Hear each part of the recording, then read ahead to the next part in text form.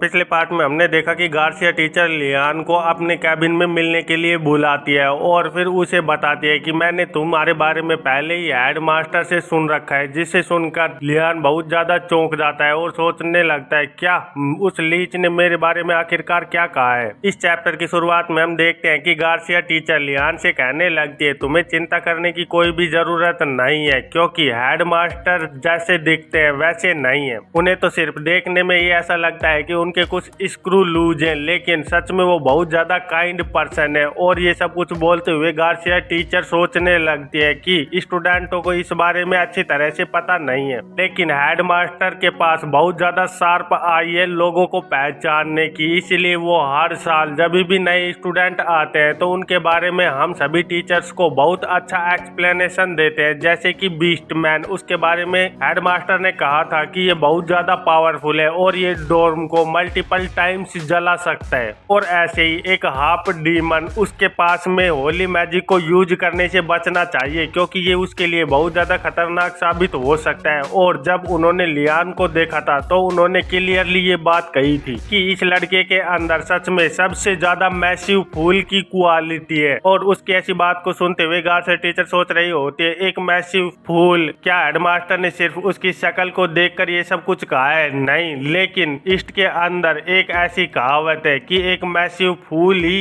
एक massive genius बन सकता है। कुछ चीजें जो कि लोगों को बहुत ज्यादा फुलिश लगती हैं वो सच में बहुत बड़ी ग्रेट विजडम से जुड़ी हुई हो सकती है, जिसके बारे में किसी को भी नहीं पता होता। का मतलब हेडमास्टर का लियान को देखकर ये सब कुछ बोलने का मतलब सिर्फ यही हो सकता है कि उन्होंने लियान के अंदर बहुत ज्यादा ग्रेटली सक्सेस को देखा है। अब तो मुझे इस स्टूडेंट के बारे में पता ही करना होगा कि आखिरकार ये स्टूडेंट किस तरह का है। और सच में मुझे इस स्टूडेंट से बहुत ज्यादा एक्सेप्टेशन है। लियान वार्डनाज इधर लियान प्रोफेसर को इतना ज्यादा ध्यान से सोचते हुए देखकर कुछ कंफ्यूज हो जाता है और वो बोलने लगता है प्रोफेसर आखिरकार आप किस बारे में सोच रही हैं? तो गार्सिया टीचर कहने लगती है मैं इस बारे में इसे कुछ भी नहीं बता सकती। और फिर लियान से कहने लगती है मेरा तुम्हें यहाँ बुलाने का सबसे बड़ा मेन कारण ये था क्योंकि तुम्हारे अंदर बहुत ज्यादा अधिक मात्रा में मैजिक एनर्जी है। ये सुनकर लियान गार्सिया टीचर से कहने लगता है ओह तो ये बात थी, और अपने मन में सोचने लगता है अच्छा तो सच में ये तो बहुत ज्यादा अच्छी बात है, लेकिन इसके लिए मुझे यहाँ पर प्राइवेटली बुलाने का क्या मतलब था? और जितना मुझे पता है एक इंसान की मैजिक एनर्जी ट्रेनिंग के हिसाब से बढ़ती है, लेकिन फिर मेरी इतनी ज्यादा मैजिक एनर्जी कैसे हो सकती है? तो उसको ऐसे सोचते हुए देखकर गार्सिया टीचर उसे कहने लगती है मैंने तुमसे कहा कि तुम्हारे पास मैजिक एनर्जी बहुत ज्यादा है, लेकिन वो कुछ ज्यादा ही है, यहाँ तक कि मैं तुम्हारी टीचर होकर भी उसकी लिमिट को नहीं देख पा रही हूँ कि आखिरकार तुम्हारे पास कितनी ज्यादा मैजिक एनर्जी है। तो ये सब कुछ सुनकर लियान बहुत ज्यादा शौक में चला जाता है और सोचने लगता है मैजिक एनर्जी एक मैजिशियन का सबसे अच्छा बेनिफिट वाला फैक्टर है, क्योंकि जिस इंसान के पास भी मैजिक एनर्जी बहुत ज्यादा कम होती है उसे अपने मैजिक को ड्रॉ करने से पहले बहुत सारे मेथड्स को अपनाना पड़ता है और अपनी एनर्जी की पूर्ति के लिए बहुत सारी चीजों पर निर्भर रहना पड़ता है। लेकिन किसी के पास बहुत सारी मैजिक एनर्जी का होने का मतलब सिर्फ यही है कि अब उसके पास ऐसी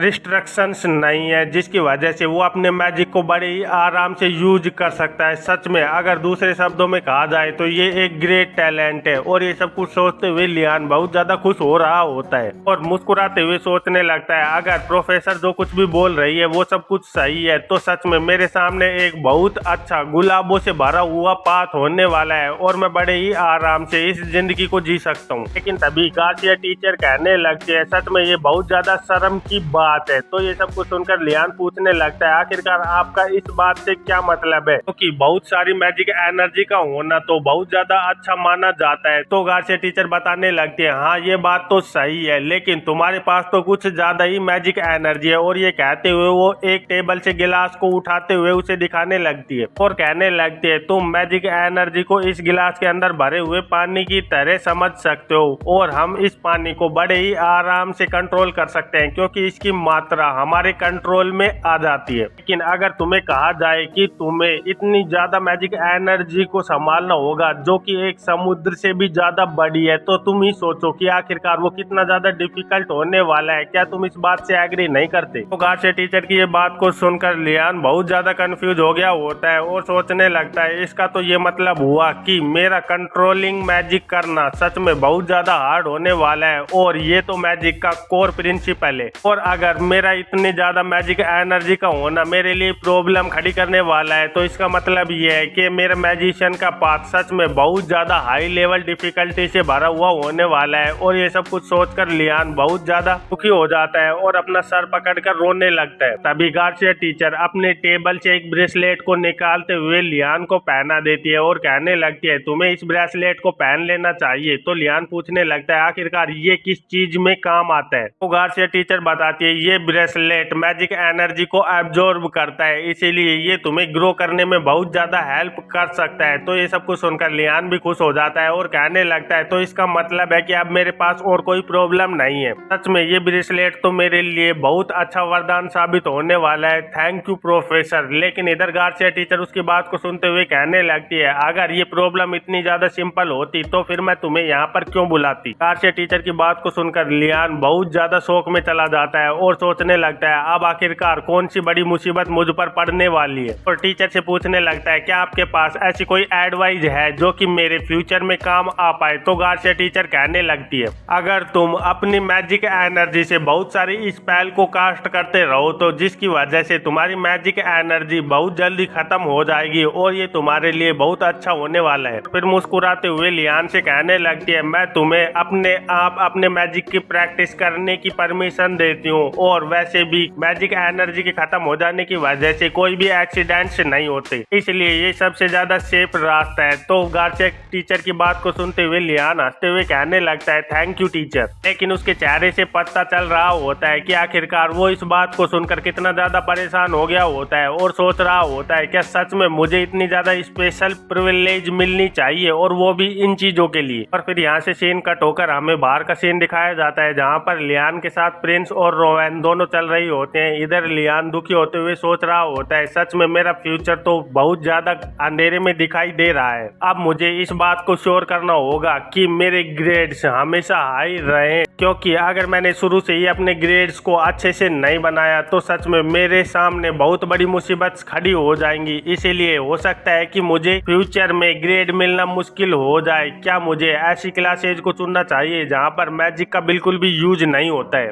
और अपने दोस्तों से पूछने लगता है आखिरकार तुम कौन सी क्लासेज को लेने के बारे में सोच रहे हो। लियान की बात का जवाब देते हुए योनार कहने लगती है मैं तो एल्केमी के कोर्स को लेने के बारे में सोच रही हूँ, क्या तुम लोग भी मेरे साथ इस कोर्स को लेना पसंद करोगे। तो योनार की बात को सुनते हुए प्रिंस हंसते हुए कहने लगता है आखिरकार तू किस बारे में बात कर रही है, क्योंकि एल्केमी सिर्फ सर्वेंट्स के लिए बनी हुई है और आखिरकार ऐसा कौन सा प्रिंसिपल है जो कि मैं वहाँ पर जाकर सीख पाऊंगा। तुम सच में बहुत ज्यादा चिली लड़की हो योनार। तो प्रिंस की बात से गुस्सा होते हुए योनार लियान से कहने लगती है वारनाज तुम एक मिनट के लिए थोड़ा सा साइड में हो जाओ। और हम देखते हैं कि वो बहुत ज्यादा गुस्से में आ गई होती है और गुस्से से प्रिंस को बोलने लगती है गेन, जिसे सुनकर वो पीछे मुड़कर देखता है और पूछता है क्या। लेकिन उसके कुछ करने से पहले योनार उसे एक खतरनाक पंच लगा देती है। इसकी वजह से प्रिंस बहुत ज्यादा दूर उड़ता हुआ जाता है और योनार गुस्से में कहने लगती है आज के बाद अगर तू मेरे पास कोई भी पोषण के लिए पूछने के लिए आया तो मैं तुझे कभी भी नहीं देने वाली। इधर लियान योनार की इतनी ज्यादा पावरफुल पंच को देखकर कुछ शौक में आ गया होता है, क्योंकि उसे फाइटिंग के बारे में एक दो चीजें तो पता ही होती है, क्योंकि उसने एलआर लोंग से स्वाड लेसन लिए हुए होते हैं और उसकी आंखों में भी ये पंच 10 on 10 होता है। तो जल्दी से योनार को थम्स अप करते हुए कहने लगता है सच में ये तो बहुत अच्छा पंच था। और फिर योनार और लियान दोनों दूसरी ओर जाने लगते हैं। तो लियान योनार से पूछने लगता है क्या उसे इतना ज्यादा तेजी से मारना ठीक रहेगा। तभी योनार कहने लगती है अगर मैंने उससे कल माफी मांग ली तो ये बिल्कुल ठीक रहेगा, क्योंकि वो इतनी छोटी मोटी बातों पर कभी भी गुस्सा नहीं करता। ये सुनकर लियान मन में सोचने लगता है इसका मतलब तो सीधा सा ये है कि ये मारना पीटना पहली बार नहीं हो रहा है और तुमने पहले भी बहुत बार प्रिंस को मारा है। तभी योनार सामने देखती है कि वहाँ पर बहुत सारे स्टूडेंट उसी ओर जा रहे होते हैं। तो उन्हें देखते हुए योनार कहने लगती है यहाँ पर तो सच में बहुत ज्यादा स्टूडेंट दूसरे टावर से आए हुए हैं और तुम सही कह रहे थे, क्योंकि ये ज्यादातर student tower of black turtle से आए हुए हैं जो कि सभी के सभी लोग सिविलियंस और सर्वेंट्स हैं। इधर हम लियान को देखते हैं जो कि उन सभी लोगों को देखते हुए सोच रहा होता है मुझे इस बात से कोई भी फर्क नहीं पड़ता कि आखिरकार ये सिविलियंस है या फिर नोबल्स, लेकिन जैसे कि ये लोग मुझे देख रहे हैं वो सच में मुझे बहुत ज्यादा बोदर कर रहा है। वैसे सिविलियंस का नोबल्स के प्रति सिर्फ दो ही रिएक्शन आते हैं जब भी वो किसी नोबल को एनकाउंटर करते हैं, या तो वो उससे बहुत ज्यादा डरते हैं ताकि वो उनके साथ कभी भी किसी झगड़े में ना पड़े। और तभी हम देखते हैं कि लियान के पीछे दो सिविलियंस लड़के खड़े हुए होते हैं, तो उनमें से लड़की लड़के से कहने लगती है उसे देखना बिल्कुल बंद करो क्योंकि वो वार्डनाज फैमिली से आता है। तो वो लड़का बहुत ज्यादा गुस्से में दिख रहा होता है और वो उस लड़की से धीरे से कहने लगता है तो इस बात से क्या फर्क पड़ता है क्योंकि एक वार्डनाज हाउस भी यहाँ पर अकेडमी के अंदर हमारा कुछ भी नहीं बिगाड़ सकता। ये सब कुछ सुनकर लियान कहने लगता है और दूसरे लोग ऐसे होते हैं जो कि नोबल्स के खिलाफ पूरी तरह से हॉस्टाइलिटी दिखाते हैं, और अगर मैंने इन लोगों के साथ ओवरली फ्रेंडली एक्ट किया तो ये सच में मेरे लिए बैकफायर भी कर सकता है। इसीलिए इनसे बातें करने से पहले मुझे बहुत ज्यादा सावधान रहना होगा और संभल कर काम करना होगा। यहाँ से सीन कट होकर हमें बाहर के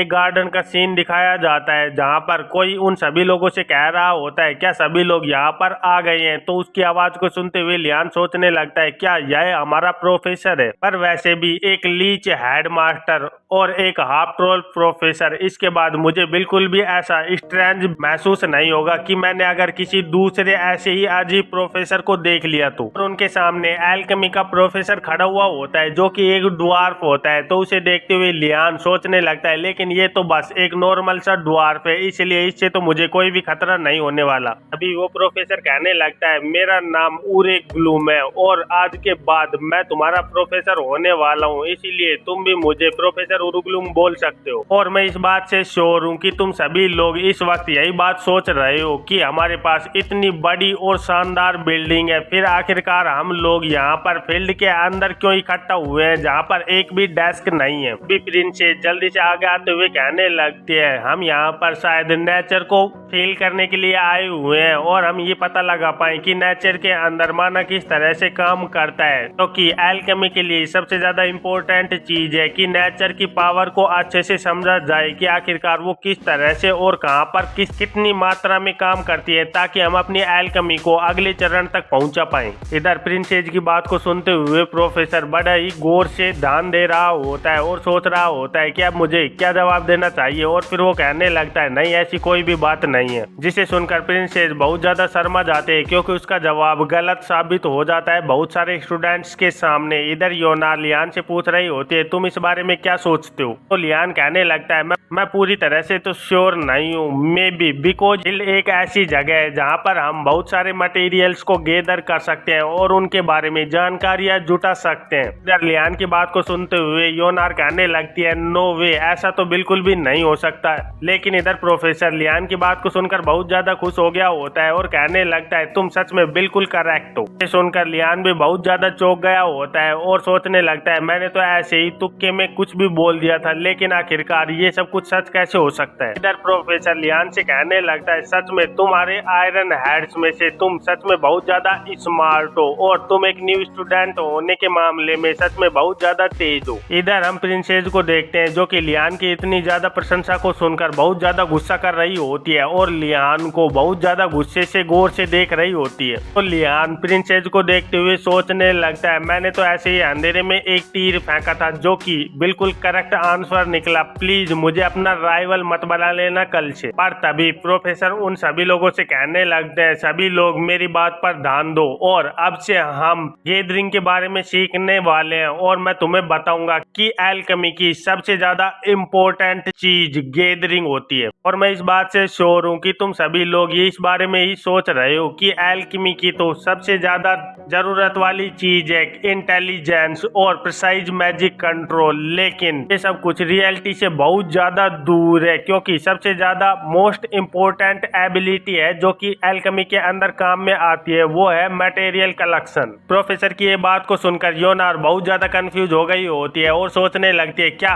मटेरियल कलेक्शन भी आखिरकार कोई एबिलिटी होती है क्या। तभी प्रिंसेस प्रोफेसर से कहने लगती है प्रोफेसर लेकिन हम अपने मटेरियल को कल्टीवेट करवाने के लिए दूसरों को रिक्वेस्ट डाल सकते हैं और वो हमारे लिए मटेरियल्स को इकट्ठा कर देंगे, तो फिर आप जैसा कि बोल रहे हैं कि एल्केमी के लिए गैदरिंग मटेरियल सबसे ज्यादा इम्पोर्टेंट स्किल है, ये तो बहुत ज्यादा गलत है। प्रिंस एज की बात को सुनकर आसपास के स्टूडेंट भी एक दूसरे से बात करने लगते हैं और कहने लगते हैं योर हाइनेस सच में बिल्कुल सही है, क्योंकि हम अपने मटेरियल्स को आखिरकार खुद ही क्यों कल्टीवेट करें, ये तो सच में बहुत ज्यादा स्ट्रेंज दिखाई दे रहा है। तो उसकी बात को सुनते हुए प्रोफेसर भी थोड़ा गुस्से में आ गए होते हैं और कहने लगते हैं तुम आयरन हेड सच में तुम रियल वर्ल्ड के बारे में बिल्कुल भी नहीं जानते हो। तुम्हें इस बारे में पता होना चाहिए कि तुम्हें एल्केमी के लिए जितने मटेरियल्स की जरूरत होती है उसका तुम 10% भी अपने आप कल्टीवेट नहीं कर सकते, और अगर तुम उन मटेरियल्स को खरीदने के लिए जाओगे तो वो सारे के सारे अनयूजेबल होंगे। इसीलिए हम लोगों को एडवेंचरर्स के साथ ट्रैवल करना पड़ता है ताकि हम जहाँ पर भी मटेरियल्स मिले वहाँ पर हम उन्हें खोदकर तुरंत अपने पास रख पाए। सच में इसके लिए बहुत ज्यादा मेहनत लगती है, क्योंकि एक वैल्यूएबल हार्ब को ढूंढना और उसे अच्छे से खोदना वो बहुत बड़ी स्किल होती है और इसके लिए बहुत ज्यादा मेहनत करनी पड़ती है। और ये सब कुछ बोलते हुए प्रोफेसर बहुत ज्यादा गुस्से में दिख रहे होते हैं और उनकी सांस भी फूलने लगती है, और फिर वो अपनी एक गहरी सांस लेते हुए कहने लगता है एक एल्केमिस्ट को इस बारे में बिल्कुल जानकारी होनी चाहिए कि उसे अपने खुद के मटेरियल कैसे एक्वायर करने हैं, और अगर उसे इस बारे में बिल्कुल भी नहीं पता है तो वो कभी भी एक ग्रेट एल्केमिस्ट नहीं बन सकता। और फिर वो एक मैजिक करते हुए कुछ पेज स्टूडेंट के हाथ में पैदा कर देता है और कहने लगता है ये एक्सप्लेनेशन के लिए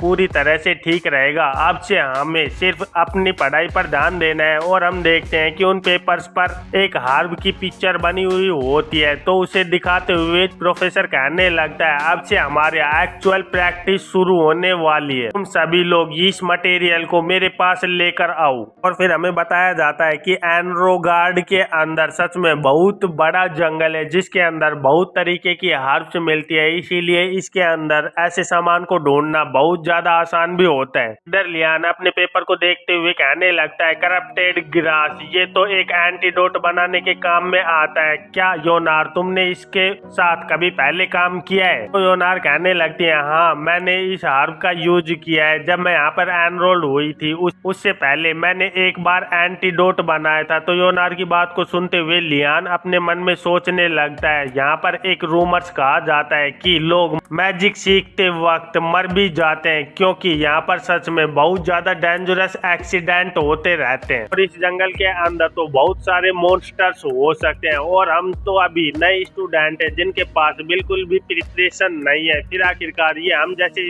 नए स्टूडेंट्स को ऐसे जंगल में अकेला कैसे भेज सकता है? और ये सोचते हो योनार से कहने लगता है ये बहुत ज्यादा डेंजरस हो जाएगा कि अगर हम दोनों ही इस जंगल के अंदर गए तो योनार कहने लगती है हाँ तुम बिल्कुल सही कह रहे हो, क्योंकि हमें कम से कम 3 लोगों की जरूरत तो पड़ेगी। क्या हमारी क्लास के अंदर ऐसा कोई पर्सन है जो कि हमारे ही टावर से आता हो? योनार की बात को सुनते हुए लियान प्रिंसेस के बारे में सोचने लगता है और योनार से कहने लगता है तुम इम्पेरियल प्रिंसेस के बारे में आखिरकार क्या सोचती हो? तो योनार कहने लगती है सच में वो प्रिंसेस बहुत ज्यादा स्ट्रिक्ट है, क्या तुम उसके साथ काम करना बहुत ज्यादा डिफिकल्ट नहीं लगेगा? तो लियान कहने लगता है वैसे हमें तो सिर्फ हार्ब को ही ढूंढना है, फिर आखिरकार हमें इस बात से क्या ही प्रॉब्लम होने वाली है। तभी योनार एक और इशारा करते हुए कहने लगती है लेकिन मुझे तो ऐसा लगता है कि हम पहले से ही बहुत ज्यादा लेट हो चुके हैं, क्योंकि उसे देखकर तो मुझे ऐसा लग रहा है कि उसने अपनी टीम को पहले ही फॉर्म कर लिया है और अब वो अपनी हार्ब को गैदर करने के लिए जा रही है। और हम देखते हैं कि प्रिंसेस के साथ ब्लैक टर्टल ग्रुप के कुछ लोग इकट्ठा हुए होते हैं, तो उन्हें देखते हुए लियान कहने लगता है रुको ये सारे के सारे लोग तो मुझे ब्लैक टर्टल टावर के दिखाई दे रहे हैं, फिर आखिरकार उसने हमारे टावर के लोगों को कैसे अवॉइड कर दिया? तो योनार कहने लगते हैं क्योंकि वो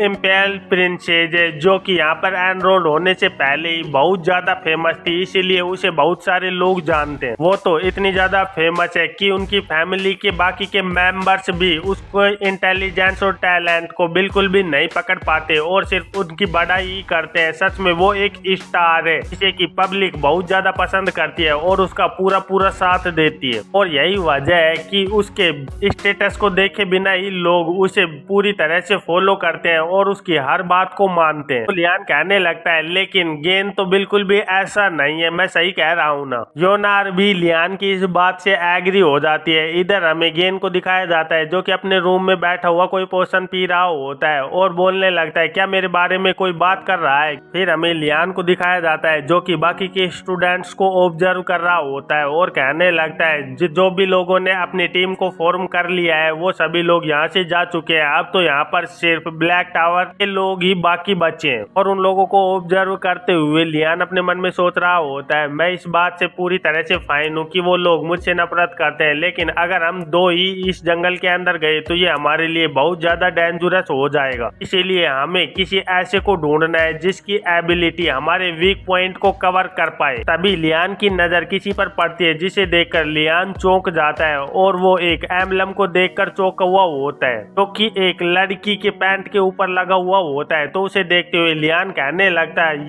ये हमारे साथ जाने के लिए बिल्कुल सही कैंडिडेट है। और फिर हमें उस लड़की के बारे में बताया जाता है नीलिया, जो कि ब्लैक टर्टल टावर से आती है। वो एक डार्क एल्फ है और एक मेंबर है शैडो पेट्रोल की, एक पेट्रोल फोर्स जो कि नॉर्दर्न पार्ट में एम्पायर के लिए काम करती है। शैडो पेट्रोल टीम वो एक ग्रुप है स्किल्ड हंटर का जो कि नॉर्दर्न माउंटेन रेंज के अंदर स्काउट के लिए एक्टिव रहते हैं और वो माउंटेन रेंज को पूरी तरह से जानते हैं जैसे कि वो अपने हाथों को जानते हैं। इधर हमें नीलिया को दिखाया जाता है जो कि उस पेपर को अपने हाथ में पकड़े हुए बोल रही होती है क्या ये बिल्कुल भी हार्ड नहीं है। जब मैंने पहली बार सुना था कि करप्टेड ग्रास क्या होती है, पर इसे देखकर तो मुझे बिल्कुल पता है कि आखिरकार मुझे इसे किस तरह से ढूंढना है, क्योंकि ये फॉरेस्ट तो बेसिकली मेरे लिए एक प्लेग्राउंड की तरह है। मैं पहले तो बहुत ज्यादा सरप्राइज हो गई थी क्योंकि यहाँ पर बहुत सारे स्किल्ड फ्रेशमैन है, लेकिन ये स्टेज सिर्फ मेरे लिए बनी हुई है जहाँ पर सिर्फ मुझे परफॉर्म करना है। लेकिन तभी योनार और लियान उसे बुलाते हुए कहने लगते हैं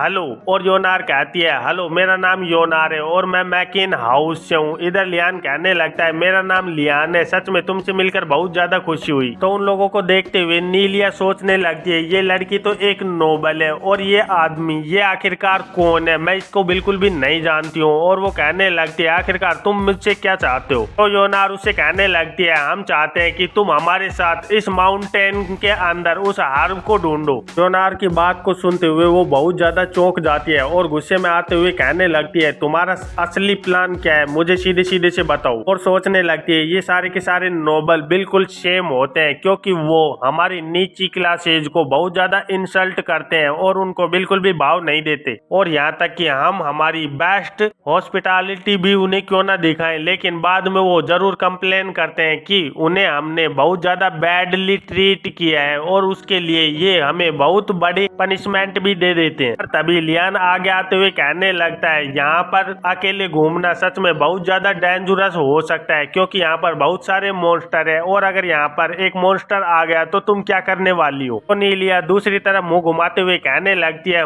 मुझे तुम्हारी हेल्प की कोई भी जरूरत नहीं है। तो लियान कहने लगता है क्या मैं तुमसे पूछ सकता हूँ कि आखिरकार ऐसा क्यों, कहीं ऐसा तो नहीं है कि तुम ये सोच रही हो कि हम तुम्हारा यूज कर तुम्हें फेंक देंगे और तुम्हें इस बात का बिल्कुल भी क्रेडिट नहीं देंगे कि हार्ब ढूंढने में तुमने हमारी मदद की है। ये सब कुछ सुनकर नीलिया बहुत ज्यादा शर्मा जाती है और सोचने लगती है आखिरकार इसे कैसे पता कि मैं क्या सोच रही हूँ। और मुस्कुराते हुए कहने लगती है ऐसी कोई भी बात नहीं है, मैं सिर्फ अकेली ही जाना चाहती हूँ। और लियान उसकी बात को बीच में काटते हुए कहने लगता है लेकिन मैं इस बात से श्योर हूँ कि तुम अकेले बिल्कुल भी फॉरेस्ट के अंदर नहीं जाना चाहोगी क्योंकि मैं पॉजिटिव हूँ क्योंकि रास्ते में कोई ना कोई मॉन्स्टर जरूरी मिल जाएगा और जब तुम हर्ब्स को इकट्ठा कर रही होगी और तुम्हारे पीछे कोई मॉन्स्टर आ गया तो ये तुम्हारे लिए बहुत ज्यादा कठिन होने वाला है क्योंकि मटेरियल्स को संभाल कर ट्रांसपोर्ट करना और मॉन्स्टर्स के साथ फाइट करना ये दोनों बातें ही बहुत ज्यादा मुश्किल होने वाली हैं। और मैं श्योर हूँ कि तुम इतनी ज्यादा इडियट भी नहीं हो जो कि ये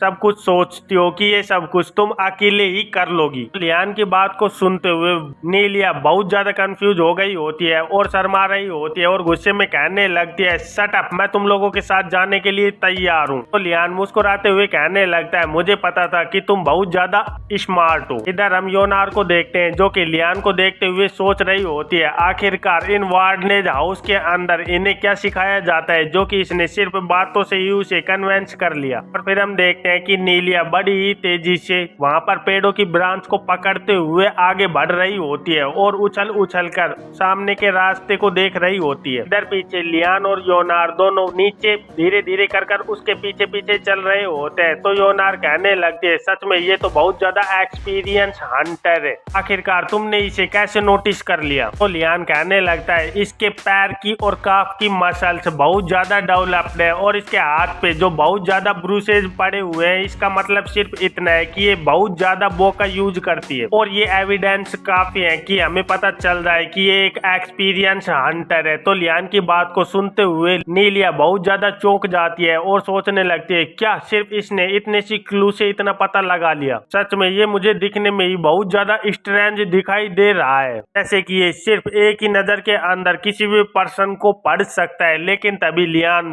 कहने लगता है अरे मैं तो मजाक कर रहा हूँ, क्योंकि इसके पास एक एम्बलम है जो कि शैडो पेट्रोल का है, जो कि इसके वेस्ट पर बंधा हुआ है। उसे देखकर कोई भी बता सकता है कि ये एक प्रोफेशनल है। और फिर नीलिया से कहने लगता है क्या तुम हमारी बातों को सुन रही हो? तो नीलिया चौंकते हुए कहने लगती है नहीं, मैं बिल्कुल भी तुम्हारी बातों को नहीं सुन रही हूँ। तो योनार उन दोनों को शांत करते हुए कहने लगती है चलो अब हमें आगे चलना चाहिए। तो नीलिया रुकते हुए कहने लगती है आखिरकार ये सब कुछ मुझे ही क्यों करना है, क्योंकि यहाँ पर जो हार्ब को डिफरेंशिएट कर सकता है वो योनार है, और अगर वो कोलैप्स हो गई तो हमें ही आगे की सारी चीजों को संभालना होगा। फिर इसमें तुम्हारा क्या रोल होने वाला है, क्योंकि ये हार्ब को ढूंढ सकती है और मैं इसे गाइड कर सकती हूँ। तुम्हारे यहाँ पर कोई भी काम नहीं है, इसीलिए तुम्हें यहाँ से निकल जाना चाहिए। तो नीलिया की ऐसी बात को सुनकर लियान भी बहुत ज्यादा चौंक गया होता है और सोचने लगता है ये सच में मेरे ऊपर बहुत ज्यादा मैड है, क्योंकि मैं एक फ्री राइड की तरह काम कर रहा हूँ। तो वो नीलिया से कहने लगता है मेरा रोल यहाँ पर ये है कि मैं तुम दोनों को प्रोटेक्ट करने वाला हूँ, और अगर यहाँ पर कोई भी मॉन्स्टर आ गया तो मैं उसके साथ फाइट करूंगा और तुम दोनों को बचाकर सेफली लेकर जाऊंगा। लियान की बात को सुनते हुए नीलिया कहने लगती है ओह अब मैं तुम्हें जब देख रही हूँ तो तुम्हारी बिल्ड सच में बहुत ज्यादा प्रिटी तरीके से बनी हुई है। तुम प्रोबेबली एक नाइट हाउस से आते होंगे, फिर तुम आखिरकार ब्लू टावर के अंदर क्या कर रहे हो? तो लियान कहने लगता है मैं किसी भी नाइट हाउस से नहीं आता हूँ, एक्चुअली मैं वार्डनेज हाउस से आता हूँ। तो सोचने लगता है सच में ये बहुत ज्यादा अच्छी अपॉर्चुनिटी है इसके